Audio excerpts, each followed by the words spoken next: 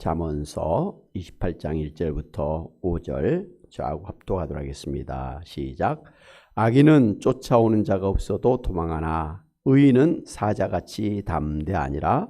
나라는 죄가 있으면 주관자가 많아져도 명철과 지식 있는 사람으로 말미암아 장구하게 되느니라.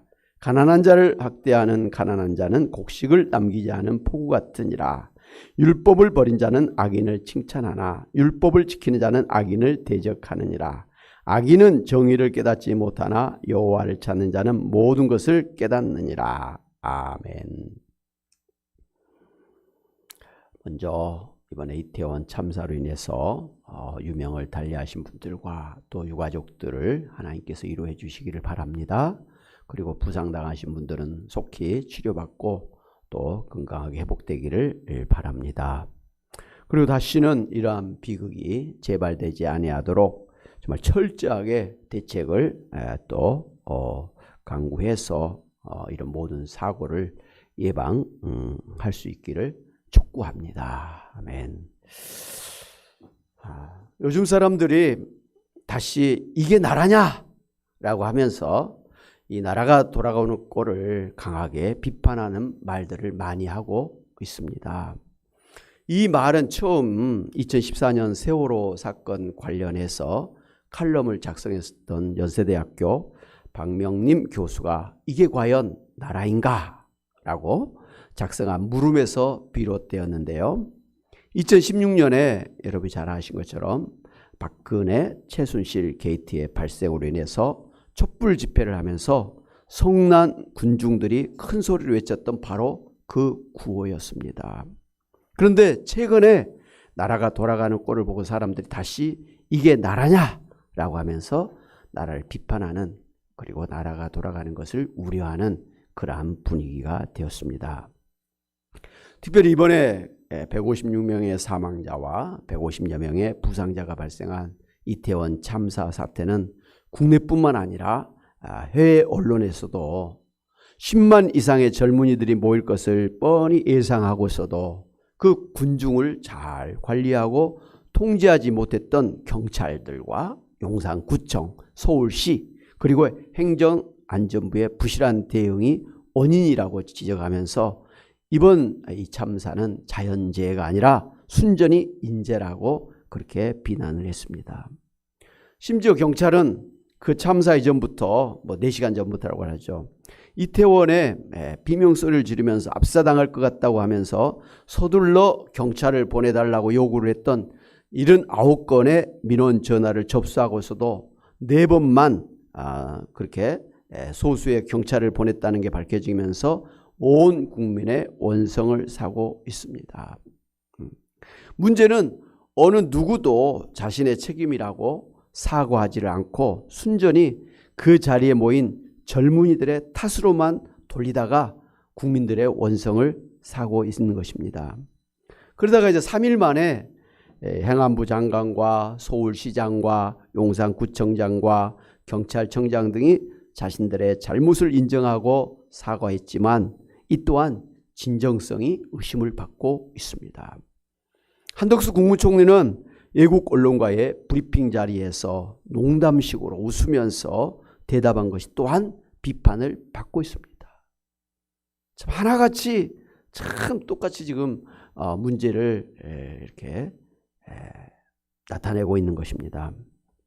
그리고 이제 사고의 원인을 밝히고 또 책임자를 일벌복게 하고 앞으로 다시는 이런 사고가 재발되지 않도록 대책을 강구하라고 하는 야당과 또 국민들의 요구를 일축하고 오히려 유언비어를 퍼뜨린다고 하면서 수사하겠다고 엄포를 놓고 있으니 적반하장도 이만저만이 아닙니다. 지금까지 더 많은 군중들이 모인 집회도 잘 관리하고 통제해 왔는데 이번 이 헬로윈 축제 때는 아예 손을 놓고 있었던 것 같이 어느 누구도 이에 대한 대책을 세우지 않았던 게 문제이고 나아가서 책임을 지려고 하지 않은 게 문제라 이 말씀입니다. 오늘 성경 잠언서 28장 2절에 보면 나라는 죄가 있으면 주관자가 많아져도 명철과 지식이 있는 사람으로 말미암아 장구하게 되느니라. 그러면서 나라가 어떠한 사람들에 의해서 이제 운영되어져야 되는가에 대한 그런 말씀을 하고 있습니다.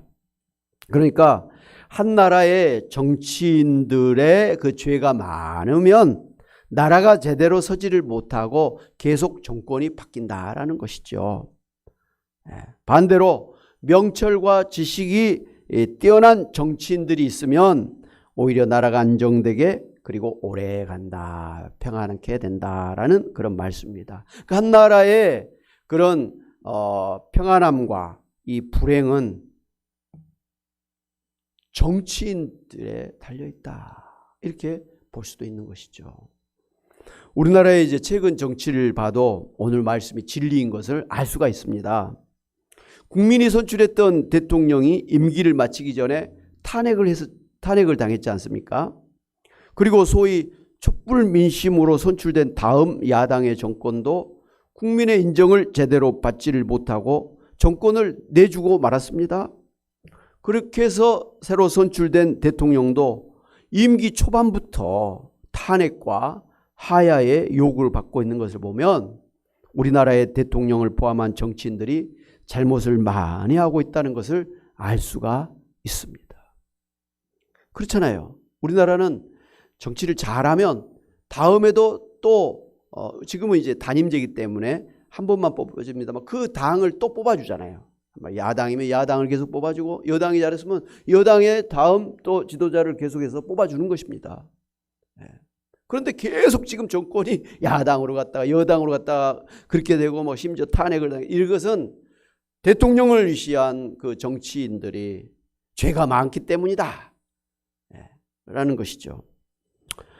제대로 정치를 한다고 한다면 국민 중에 어느 누구가 하야하라고 외치고 정권을 바꿔야 된다고 그렇게 주장하겠습니까? 다 잘못한 죄가 많으니까 그런 것 아니겠습니까? 특별히 이제 오늘 잠언서에서 말씀하고 있는 것은 역시 하나님 앞에서 신실하게 사는 사람이 명철과 지식과 지혜가 있는 사람이지만 반대로 하나님 믿지 아니하고 하나님의 말씀을 모르고 정치하는 사람이 죄가 있는 사람이라고 그렇게 대조해서 말씀하고 있는 것입니다. 지금까지 우리가 쭉 살펴본 것처럼 잠언서는 지혜를 말씀하고 있는데 그 잠언서의 지혜는 역시 하나님을 믿고 하나님을 인정하고 하나님의 말씀을 진리로 따르는 사람이 지혜로운 사람이요. 누가 죄인이고 누가 악인입니까? 하나님을 부정하고 하나님의 말씀을 부정하면서 그냥 자기 마음대로 그렇게 하나님을 대적하면서 사는 사람, 이 사람이 바로 죄인이요 악인이라는 것입니다. 1절에 보면 악인은 쫓아오는 자가 없어도 도망갈 정도로 죄책감에 시달리면서 다른 사람들이 자기를 해칠까 봐서 항상 불안하게 살고 주변의 사람들을 믿지 못하고 의심하면서 살고 있습니다. 뭐 북한의 김정은이가 그런 것이고 러시아의 또 푸틴이 그러고 뭐 다 공산주의 정권, 독재 정권의 그런 독재자들은 주변 사람들이 자기를 갖다가 암살할까 봐 엄청난 그런 경비를 세우고 있는 걸 우리는 잘 알지 않습니까? 불안한 거예요. 다른 사람에 의해서 언제든지 내침을 당할 수 있다라는 것을 알기 때문에 더 불안하고 옆에 있는 사람들, 가장 가까이 있는 측근조차도 믿지를 못하는 그런 불신의 그런 삶을 살고 있는 것입니다. 3절에도 보면 악인은 곡식을 남기지 않는 가을 폭우처럼 가난한 자들에게 남아있는 것조차도 싹 쓸어갈 정도로 아주 이기적이고 폭압적인 사람들이다. 4절에도 보면 악인은 유유상종이라고 자기 주변에 자기와 똑같이 죄를 짓는 악인들을 가까이 하고 지내게 된다는 겁니다. 그도 그럴 것이 공의롭고 정의로운 사람들이 옆에 있으면 날마다 자기를 비난하고 비판할 것이 뻔하니까 그런 말을 듣지 않으려고 정의로운 사람들을 멀리하고 자기랑 똑같이 죄를 지으면서 같이 악을 도모하는 사람끼리 모이게 되는 것이죠. 5절에도 보면 악인은 아예 정의를 깨닫지도 못하고 진리이신 하나님을 찾지도 않는다라고 했습니다. 반대로 이제 의인은 하나님을 알고 하나님의 말씀을 늘 사모하면서 하나님의 말씀대로 살려고 애를 쓰기 때문에 지혜와 명철이 있는 사람입니다.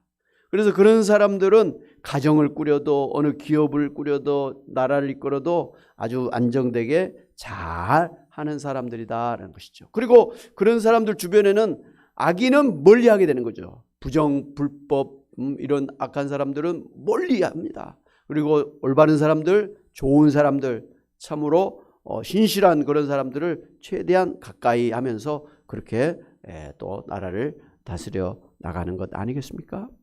그런 사람들은 가난하고 정말 어려운 사람들을 위해서 최선을 다해서 자기가 있는 곳에서 다 고가를 내어놓을 정도로 그렇게 섬기는 삶을 그렇게 살아가는 것입니다. 이런 사람은 하나님 앞에서 당당하기 때문에 말이죠. 혹여 죽음이 올지라도, 혹여 자기를 해치려고 오는 사람일지라도 두려워하지 않습니다. 당당합니다. 뭐 죽으면 죽으리라. 하나님이 나와 함께 하신다. 내가 사람을 무서워하리요 하나님을 무서워하리요 하면서 사람을 무서워하지 않고 하나님을 두려워하고 하나님만 의지하면서 하나님이 내 편이라 하면서 당당하게 그렇게 자신 있게 그렇게 살아가는 그런 것을 볼 수가 있습니다. 사랑하는 여러분, 오늘 우리나라가 정말 나라다운 나라가 되려면 나라를 이끄는 정치인들이 먼저 하나님을 잘 믿고 하나님의 말씀을 따름으로 그야말로 명철과 지식과 지혜가 있는 사람들이 되어야 될 것입니다.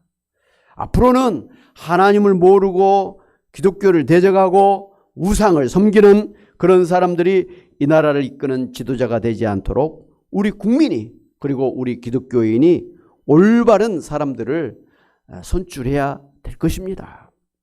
그리고 아직 하나님 모르고 우상을 섬기는 정치인들이 회개하고 예수님을 믿고 정의로운 정치인들이 그래서 정말 이 나라를 안정되게 평화롭게 부국강병할 수 있는 그런 나라를 세우는 지도자가 되도록 우리가 기도해야겠고 또 그런 사람이 되도록 전도해야 될 줄로 믿습니다. 그래서 다시는 우리나라가 우리 젊은이들이 국민들이 이게 나라냐라고 자조 섞인 그런 말을 하는 것 대신에 정말 우리나라 훌륭하다. 그런 정말 우리 대통령 정말 훌륭한 사람이다. 존경한다. 나도 저런 대통령 저런 사람이 되고 싶다라는 그런 기대를 가지고 존경심을 가지고 살 수 있는 그런 나라가 되고 그런 나라에서 사시는 여러분이 다 되시기를 주님의 이름으로 축원합니다. 아멘. 하나님 아버지 정말 요즘에 정치인들 행태를 보면서 온 국민이 참으로 나라를 정말 우려하면서 두려워하고 있습니다. 하나님 아버지 지금까지도 이 나라를 하나님께서 긍휼히 여겨주셔서 아버지여 모든 일제시대 식민지로부터 6.25 전쟁의 폐해로부터 또 군사 독재 시대로부터 이 나라를 하나님께서 지켜주시고 또 하나님께서 보호해 주심으로 오늘같이 자유 대한민국이 되게 하신 것을 믿고 감사를 드립니다.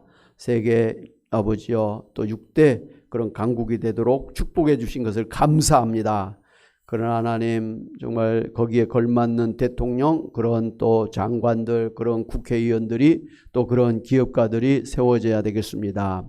하나님이 모든 그런 나라의 흥망생세를 주관하시는 주권자이심을 인정하고 알고 하나님 믿고 하나님 말씀이 진리인 것을 알고 그렇게 정치인부터 모든 기업가들이 다 하나님 믿음 안에서 살아가므로 지혜와 명철을 가지고 나라와 기업을 이끄는 그런 지도자들이 되기를 원합니다. 그래서 이 나라가 참으로 하나님의 은혜 가운데 태평성대를 누리고 하나님 천국의 복음을 전파하면서 이 땅에 하나님 빛과 소금이 되고 축복의 근원이 되는 복된 나라가 되게 하여 주시옵소서. 하나님, 참으로 이러한 지도자들이 그러한 것이 중요한 줄 알고 앞으로 모든 선거를 할 때는 정말 예수님 믿는 사람들, 공의로운 사람들, 죄가 없는 사람들, 그리고 우상을 섬기지 아니하는 사람들을 아버지 구별해서 선출할 수 있는 저희들 다 되게 하여 주시옵소서. 하나님, 다시 한번 기도합니다. 이번 일로 인해서 피해를 당한 가족들을 위로해 주시고, 하나님 아버지, 다시는 이러한 참사가 재발되지 아니하도록 대책을 강구하고 예방할 수 있는 그런 나라가 되게 하여 주시옵소서. 하나님 아버지, 참으로 이 시간도 하나님 앞에 소원을 가지고 기도하는 우리 연로하신 권사님들, 연약한 몸을 우리 하나님이 불쌍히 여기셔서 능력의 손으로 안수하여 주심으로 하나님 다시 한번 치료하여 주시고 강건케 하시고, 무엇보다도 그 마음이 약해지지 않게 하나님 도와주시고, 또 하나님 그 모든 기도하는 소원의 기도의 제목들이 하나님 앞에서 다 능력으로 응답받게 하여 주시옵소서. 남은 한 주간도 주님께 곁다가옵고 예수의 이름으로 기도하옵나이다. 아멘.